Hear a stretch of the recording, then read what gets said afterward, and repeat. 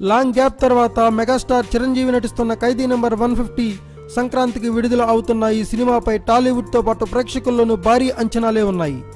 ఇప్పటికే విడుదలైన టీజర్ను కేవలం 3 గంటల్లోనే మిలియన్ మంది చూశారంటే చిరు రాక కోసం అభిమానులు ఎంతగా ఎదురు చూస్తున్నారో అర్థమైపోతుంది. దీంతో చిత్ర యూనిట్ సంబరాలు చేసుకుంది, కానీ ఆ ఆనందాన్ని క్షణాల్లో ఆవిరి చేస్తుంది ఒక పాట.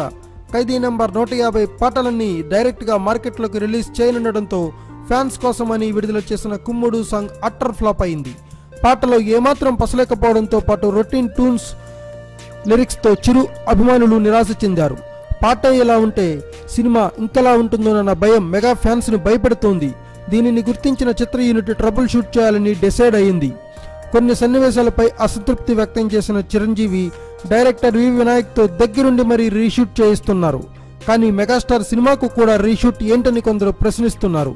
అయితే పరీక్షల్లో మంచి మార్కుల కోసం బెటర్మెంట్ రాసినట్లే సినిమా సక్సెస్ కోసం రీషూట్ చేయడంలో తప్పేంటి అని మరికొందరు సమర్థిస్తున్నారు. Thanks for watching. Please subscribe our channel.